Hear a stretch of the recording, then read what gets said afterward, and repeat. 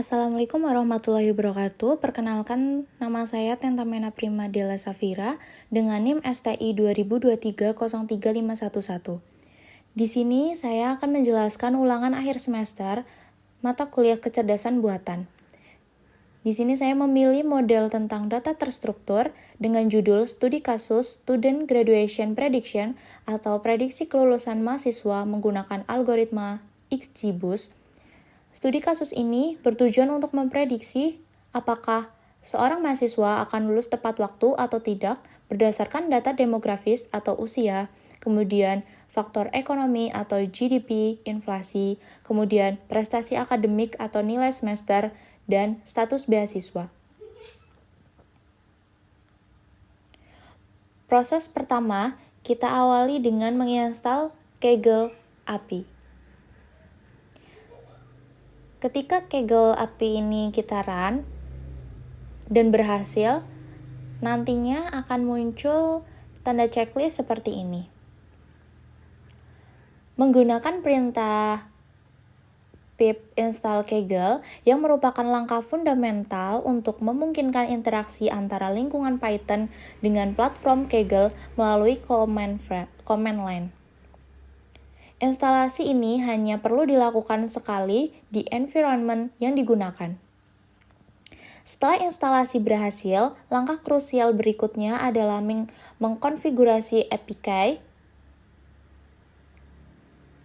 Proses ini melibatkan pembuatan direktori khusus atau .kaggle di home folder menggunakan mkdir, kemudian menyalin autentikasi kaggle.json.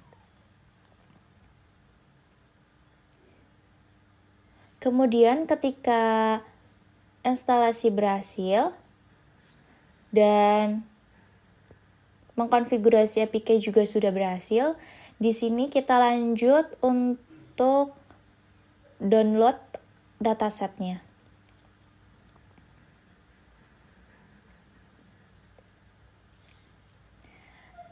Karena dari autentikasi yang sudah tersedia, dataset dapat diunduh langsung menggunakan sintaks Kaggle dataset download.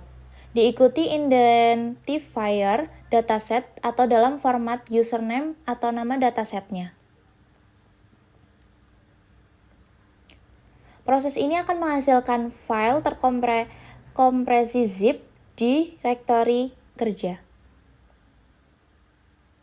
Untuk mengakses konten dataset, dilakukan ekstraksi menggunakan modul zip file Python atau file zip dibuka dengan mode R atau mode baca.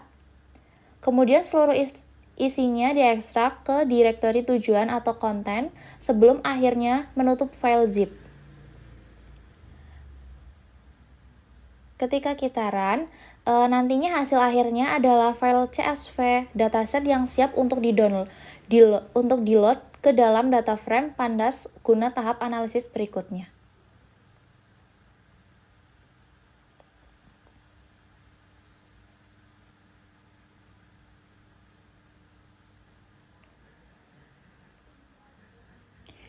Selanjutnya ada import library. Untuk import library ini kita menggunakan Pandas dan NumPy untuk manipulasi dan analisis data.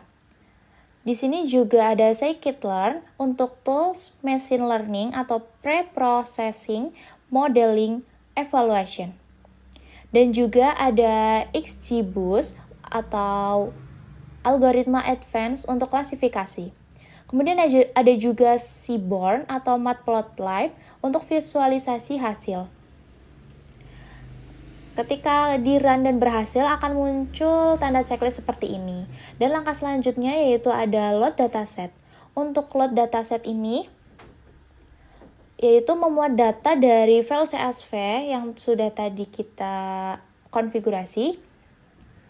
Di sini load datasetnya ketika kita run akan muncul sampel datanya seperti ini. Menampilkan 5 baris pertama dataset. Kolom 1, kolom 2, kolom N.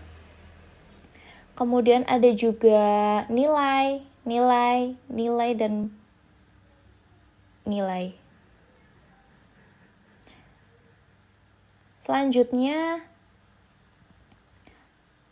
Tahap selanjutnya ada missing values. Untuk missing values ini penting untuk pemeriksaannya karena missing values dapat mempengaruhi hasil analisis secara signifikan. Ketika proses ini kita run atau kode ini kita run akan muncul hasil seperti ini. Dan keuntungan dari missing values ini juga banyak algoritma machine learning tidak bisa menangani data kosong. Kemudian juga membantu memahami kelengkapan dataset juga. Dan jika tidak menggunakan missing values ini, nantinya hasil analisis bias atau tidak akurat, dan juga akan terjadi error saat menjalankan model. Dan juga kemungkinan akan interpretasinya yang salah. Dan di sini untuk missing values-nya kita menggunakan df is null atau mengecek setiap sel apakah kosong. Kemudian ada juga sum, ini untuk menghitung total missing values per kolom. Dan print ini untuk menampilkan hasil dalam format yang sudah dibaca. Kemudian interpretasi hasilnya di sini muncul seperti ini, missing values.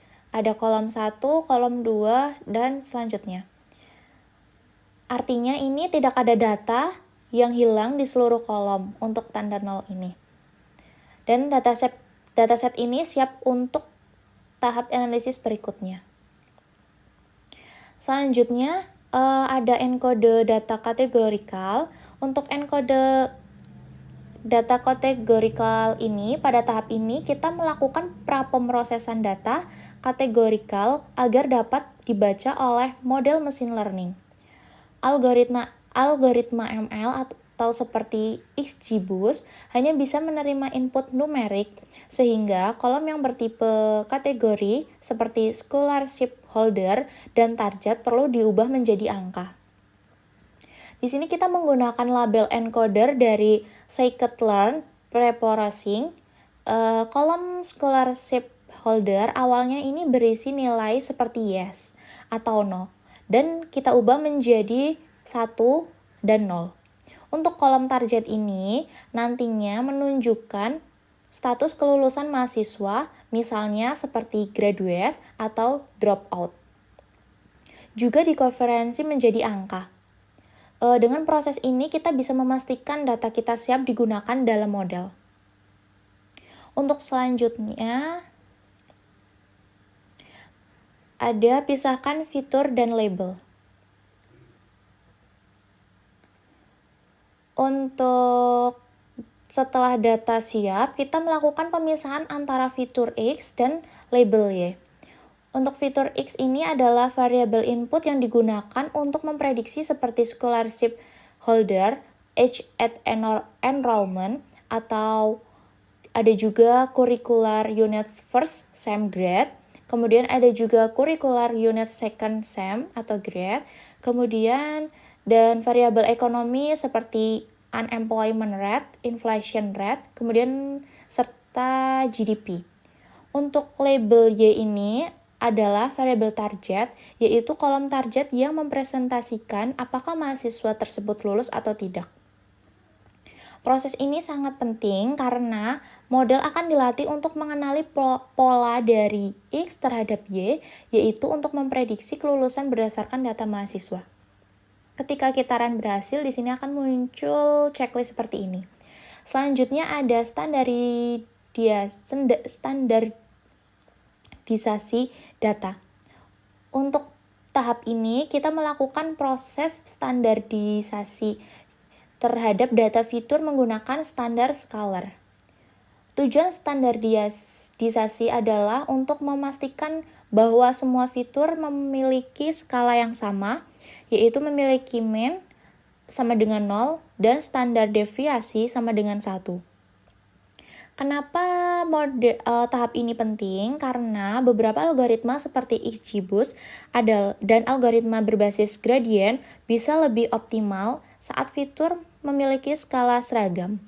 Jika tidak distandarisasi, fitur yang memiliki nilai besar akan mendominasi proses pelatihan model dan hasil prediksi bisa menjadi bias.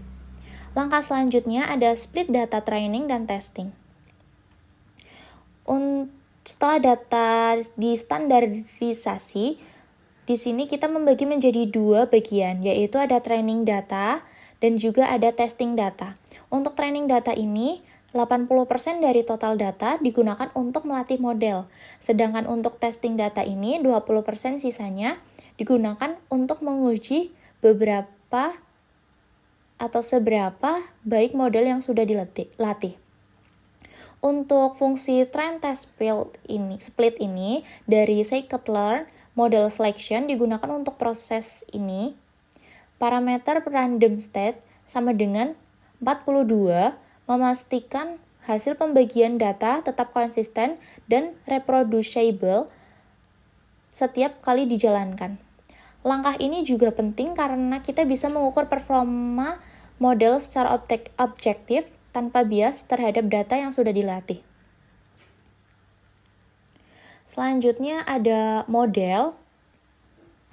Untuk setelah menjalankan kode implementasi XGBoost tadi, model berhasil diinisialisasi dan dilatih tanpa mengalami error, meskipun muncul beberapa warning yang perlu diperhatikan. Seperti ini. Warning utama yang muncul berkaitan dengan parameter use label encoder sama dengan false yang sudah tidak digunakan dalam versi terbaru XGBoost. Hal ini tidak mempengaruhi performa model secara keseluruhan, tetapi menunjukkan bahwa kode dapat disederhanakan dengan menghapus parameter tersebut diimplementasikan mendatang. Model XGBoost ini menggunakan konfigurasi default dengan beberapa parameter kunci seperti eval metric atau log loss. Kemudian untuk evaluasi dan objektif seperti multi dan soft probe yang menandakan bahwa model ini dirancang untuk klasifikasi multi-kelas. Proses training ini berjalan lancar dan model sekarang siap untuk dievaluasi menggunakan data testing. Untuk langkah selanjutnya yaitu ada prediksi dan Langkah selanjutnya yaitu ada prediksi dan evaluasi. Setelah model XGBoost tadi dilatih, langkah selanjutnya ini melakukan prediksi menggunakan data testing yang sebelumnya telah kita pisahkan. Prediksi ini dilakukan dengan fungsi model predict, xtest, dan hasilnya disimpan ke variabel y, breadth. Untuk mengetahui seberapa baik model kita bekerja, kita melakukan evaluasi model menggunakan 3 metrik utama, yaitu ada confusion matrix atau matriks kebingungan. Matriks ini memperlihatkan jumlah data yang diprediksi benar dan salah, baik untuk kelas yang lulus maupun tidak lulus. Dari sini kita bisa melihat kesalahan umum seperti false positif dan false negatif. Selanjutnya ada classification report. Untuk ini memberikan detail matriks evaluasi seperti precision atau seberapa banyak data positif yang berhasil dikenali, dan juga recall seberapa banyak data yang positif yang berhasil dikenali, dan F1 score atau gabungan dari precision dan recall.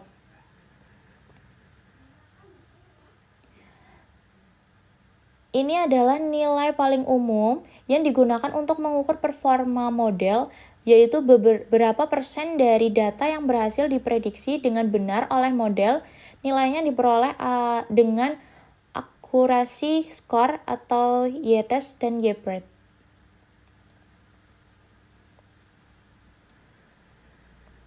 Untuk selanjutnya yaitu ada visualisasi fitur penting. Untuk kode Python di sini kita tertera importance sama dengan model feature importance.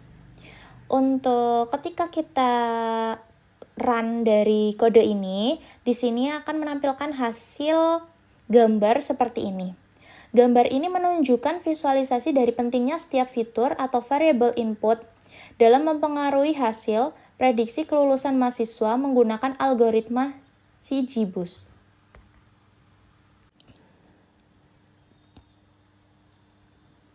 Grafik ini menampilkan kontribusi relatif dari masing-masing fitur terhadap keputusan model dalam mengklasifikasi apakah seorang mahasiswa akan lulus atau tidak. Dari grafik ini dapat dilihat bahwa fitur yang paling berpengaruh adalah nilai akademik pada semester kedua.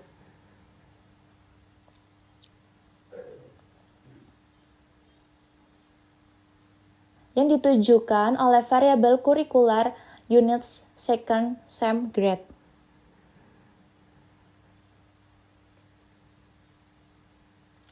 Hal ini menunjukkan bahwa performa mahasiswa di semester 2 sangat menentukan peluang mereka untuk lulus, bahkan lebih penting daripada semester pertama.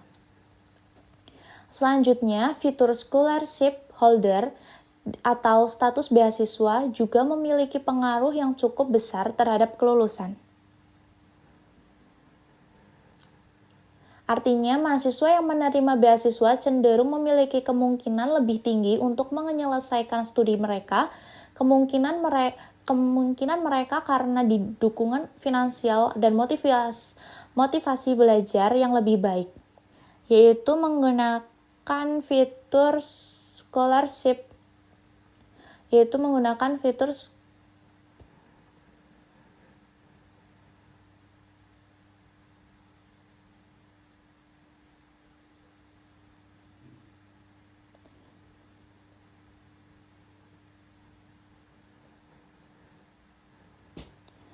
Kemudian selanjutnya ada curricular unit first sem grade.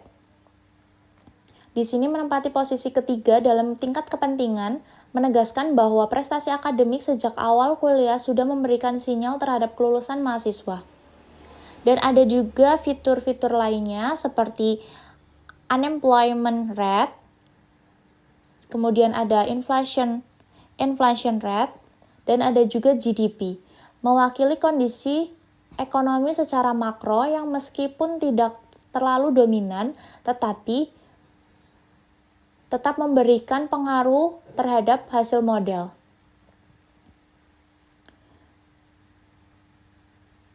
Kemungkinan besar hal ini berkaitan dengan tekanan ekonomi yang dapat mempengaruhi kondisi belajar mahasiswa.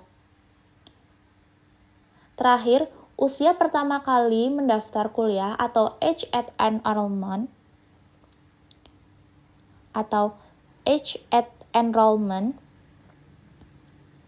juga memberikan pengaruh sedang. Mahasiswa yang terlalu muda atau terlalu tua dari rata-rata usia masuk mungkin menghadapi tantangan yang berbeda dalam mengikuti perkuliahan. Secara keseluruhan, visualisasi ini memperjelas bahwa faktor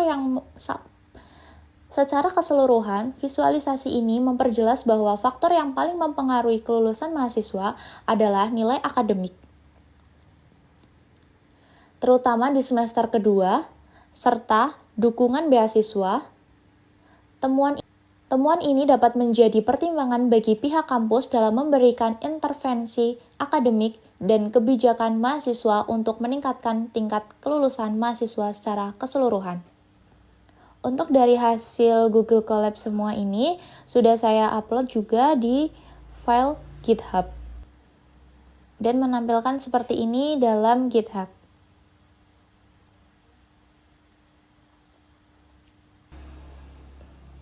Sekian penjelasan dari saya terkait ulangan akhir semester kecerdasan buatan yang saya ambil dari model data terstruktur dengan judul Student Graduation Prediction.